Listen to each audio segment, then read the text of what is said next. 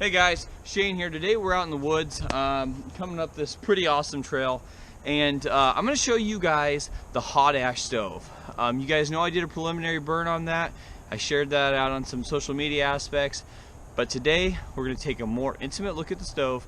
I'm going to give you guys some specs and all that good jazz, but you know how I really love doing specs and weights, so I'll keep that at a minimum, and more importantly, I'm just really going to show you guys the use of the stove.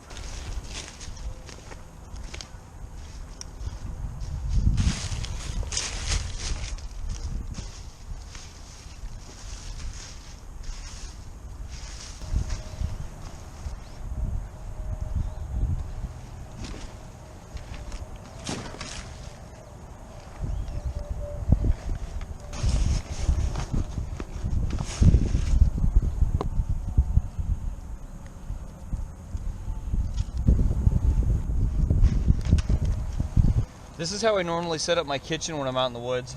This really just kind of gives me a good working area. It's not for everybody, but it's what I do. Today we're going to be looking at the HotAsh Stove. I'm keeping my stove in the Condor H2O hydration pouch. It's a perfect fit. Here's the stove. Let me put it together so you can see how simple it is. And then I'll bring it down and we'll go over some specs with it because, well, there's those folks out there that really like them.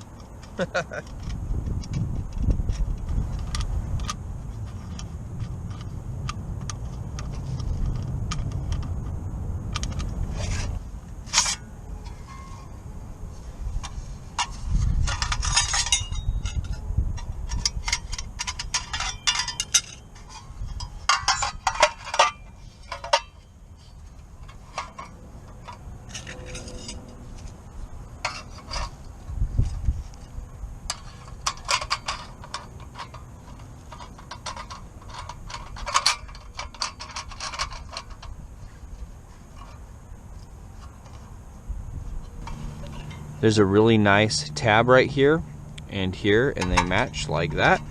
You just take your wing and thumb screw, put the thumb screw in there like that.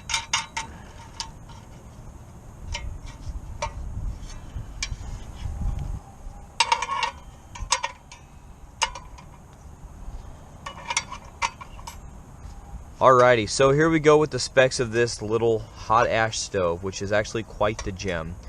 It is 3 pounds. It's made out of heavy duty stainless steel. It is, when this thing is all closed and nested up together, it's 3 inches by 3.25 inches by 8.9 inches long. Okay, so when you do have it open, like in this position right here, it's once again 3 inches by 7.25 inches by 8.9 inches. They do not suggest wood pellets, but fuel tablets are fine. Probably usually to start it. This thing is made in Lawrenceville, Georgia, USA, and it's usually good for about 2 to 4 people, I would say. You could use it singular. I'm going to use it solo today, which is going to be fine. I did fit it really nice in my Condor pouch. I don't really think that the weight's an issue when you balance it off with lighter weight stuff. Okay, there are the specs. That's great, that's groovy and all that good jazz, but I tell you what, let's get using it because that's the fun part. If you look inside of here, you'll see these really nice inlet ports, okay? And when you look up here, you'll see there are more vents inside of there. This little secondary chamber is pretty awesome. There are more holes here on the base where it'll pull the air in. Really nice drag, really nice jet on the top. Hence the term rocket stove. Now the stove did come with a bag. Has their name on it. Says HotAsh. It is a fairly large bag, especially since I'm going to be putting it in my Condor kit. But what I'm going to do is I'm going to use this bag to go and collect all of my wood. You know, to collect my twigs, my sticks, my debris, to burn the stove. So they did provide a bag, but it's an awesome tinder pouch.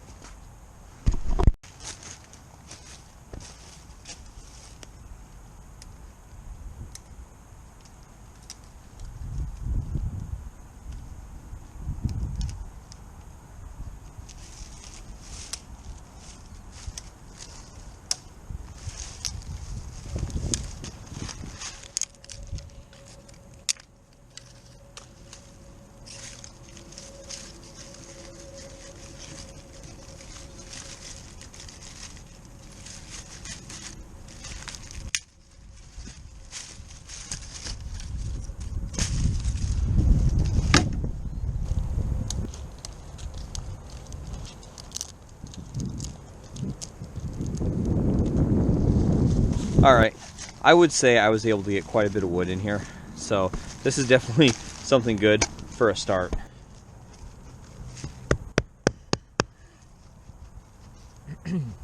So I'm going to flatten this ground out a little bit. As you can tell, it's not exactly level where I'm at. There we go. Which is fine. I'll just cover it right back up when I'm done. See how that works. That works better. That works better. Now I'm not too worried about the stove getting too far into the ground, because as long as I have this port here in the front clear, it's gonna pull the air anyway, so this is good. Let's get burning. My hands are filthy. It's all right. It's dirt time, right? Or mud time. So I've got my Dragonfire tinderbox, and you know, progressively over time what I've done is I've just added more stuff to it. I'm gonna add a nice chunk of pine sap right down in here. Once I get it lit, I'm hoping this will pull and catch. So that's kind of the goal. Put that right down there in the stove like that. And I'm gonna light it right here when I do get my my little small tinder bundle in there.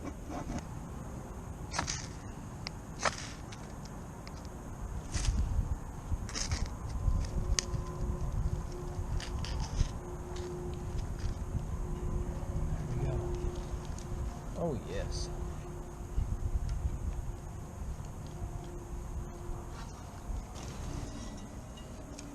Well, it's on fire. I just want to make sure that I can keep it going here.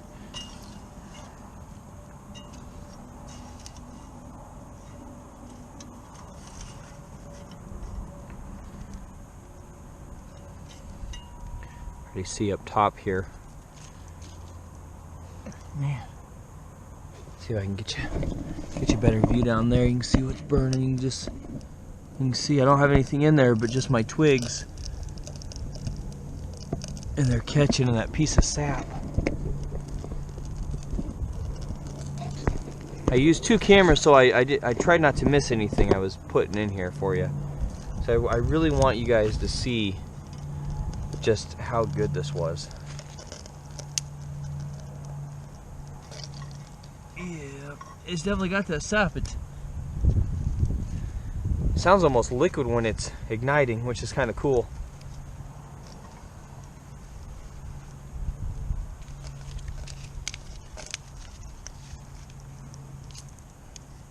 Yeah, that sap is lit. Here, let me bring you over here.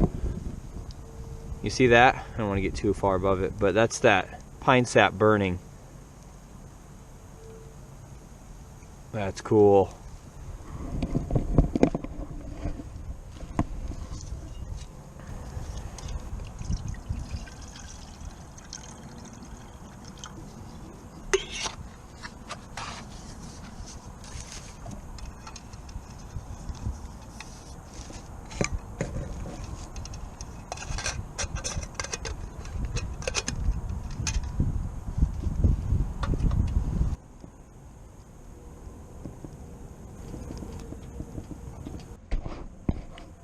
Wow, the stove is doing a great job heating up the water. What I'm going to do is I'm going to start prepping my food, because I want to eat too.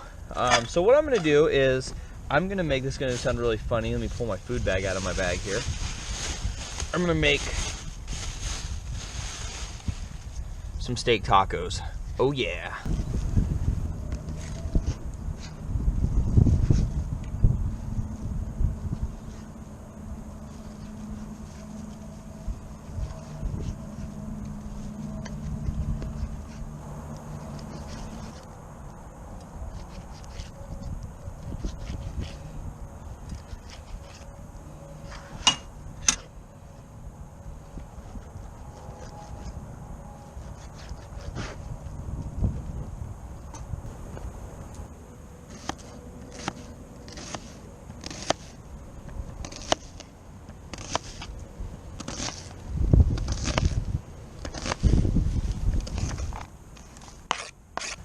Alright, now that I've got my meat and my onion chopped up, what I'm going to do now is I'm cutting a lime in half, like so.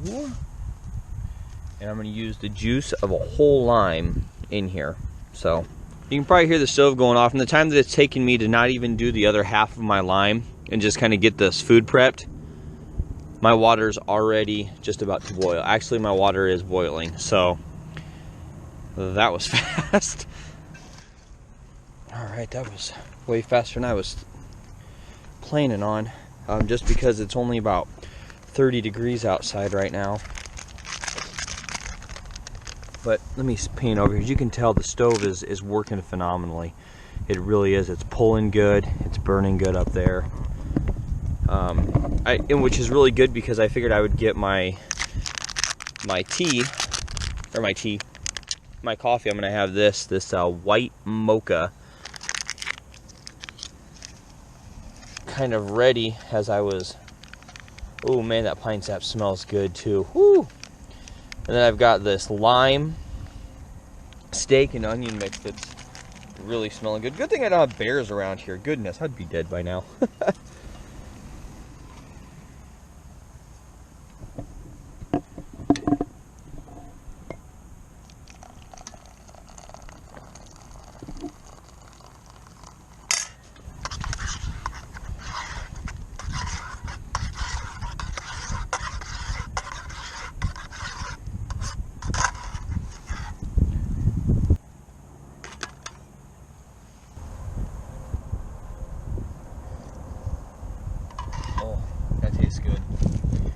It is cold.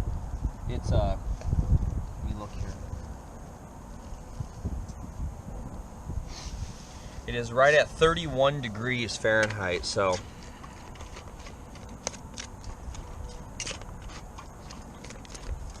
I'm gonna add a little bit of cayenne pepper to this bad boy mixture here.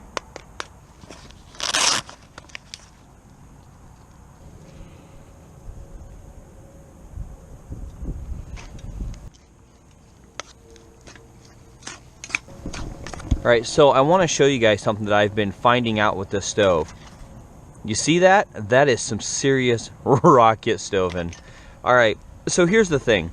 If I want to keep a medium burn, what I can do is I can fill this with large sticks. Okay, while I was prepping my coffee, I used large sticks and it burned slower. Now that I'm ready to get a serious burn on because I'm cooking some steak, I fed it with some smaller twigs. As you can see, I just started feeding it with some small twigs. The smoke did catch up for a moment, but as soon as it starts to drag, the smoke will stop and it starts burning hotter, as you can see. So, pretty cool. Once again, rocket stoving is totally different than, you know, the hobo stove.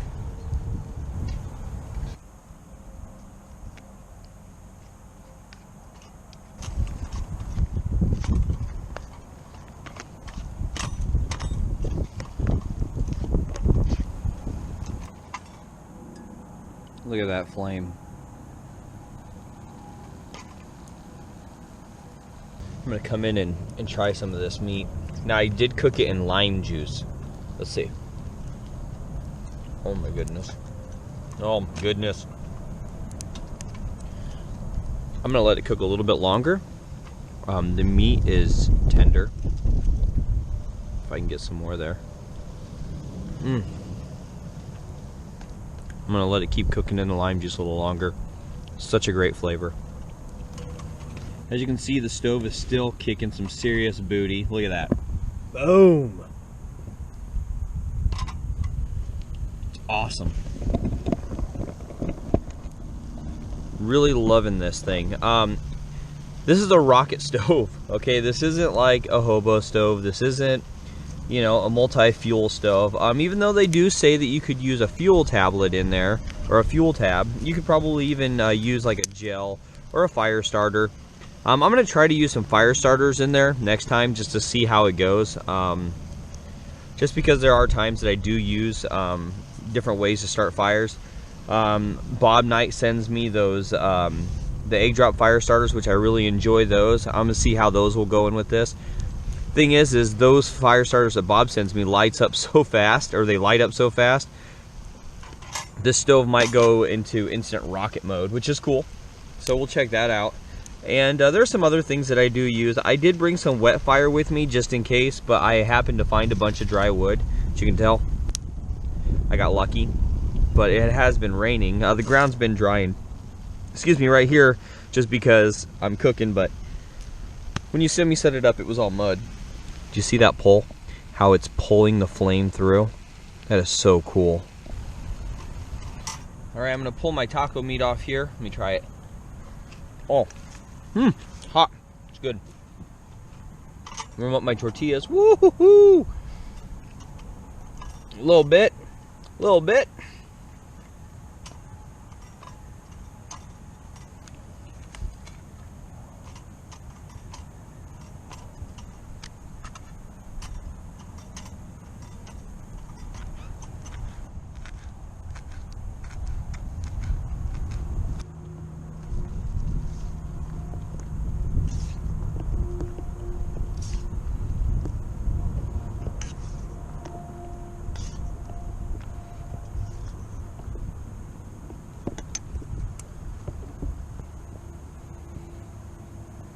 bit of cilantro.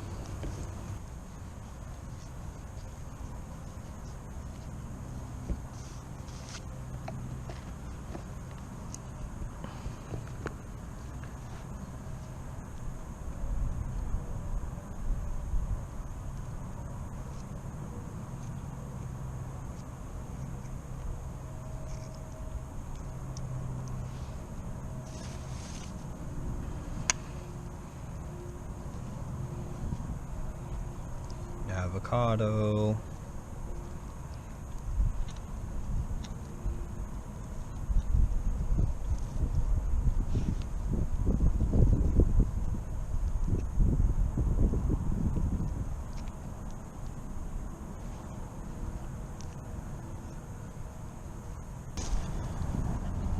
Some lime.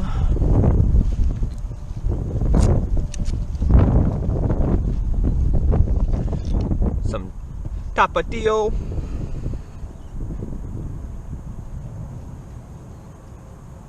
Well, alright, per tradition, once again, this is the first bite rule. I'm going to have a little something else to drink, though. I'm going to have some Umex, some tamarind nectar. Shake this stuff up.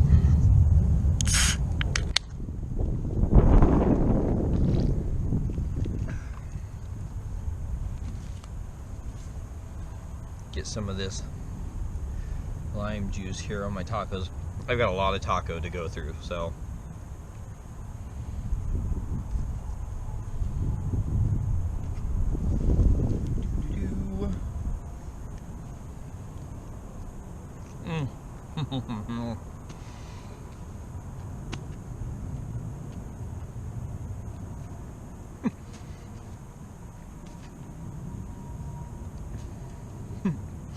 I think this is the first time I've ever made tacos in the woods, so it's good. Oh, really good. So I'm gonna eat. I'm gonna eat a lot because I've got, oh, I don't know, like 1.5 pounds of meat. What did I have? Was it 1 pound? I don't know. And I've got quite a bit of steak to go through. And I'm gonna let the stove burn down and burn out. I'm gonna finish eating and enjoying my food. And it's kind of cold, so it is what it is. Alright guys, we'll be back. So as I'm cleaning up, I'm gonna record a little bit because the temperature's dropped significantly. You can see my breath now. And it got really overcast. I'm pretty sure it's gonna start raining. There is rain in the forecast. It's been raining on and off here for like 3 days now.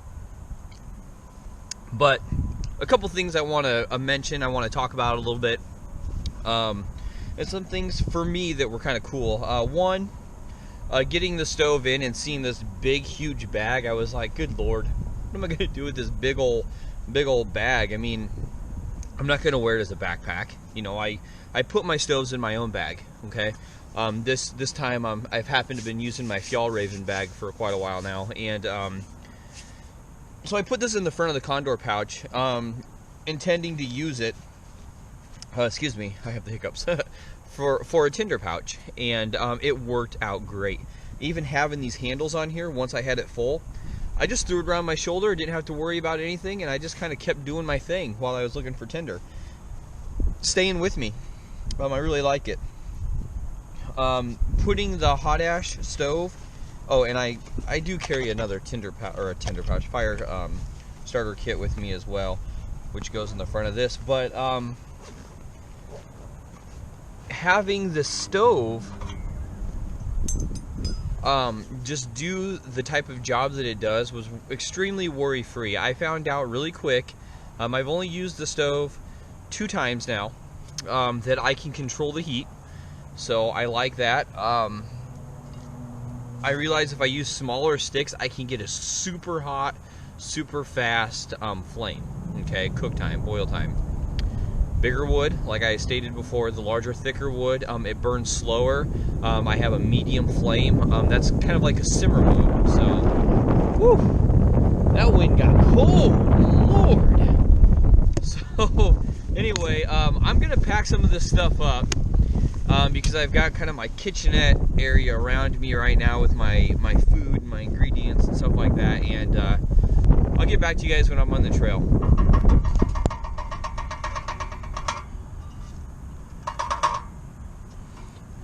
Oh, that's it. I'll set this over to the side and let it cool down. That's not bad. You know, this right here, it really isn't bad considering how much wood I really stuck through that. So what I'm going to do is I'm going to spread it out. All right, like that. Got my water. I could have let it burn down even more so, but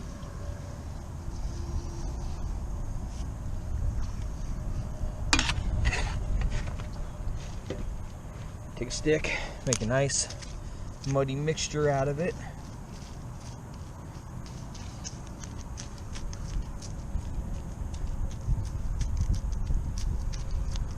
All right, and then I did even the ground out here. So the cool thing about the leave no trace is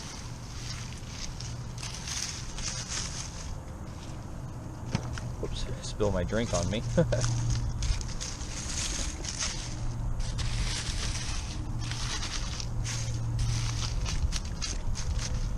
Make sure that you leave no trace.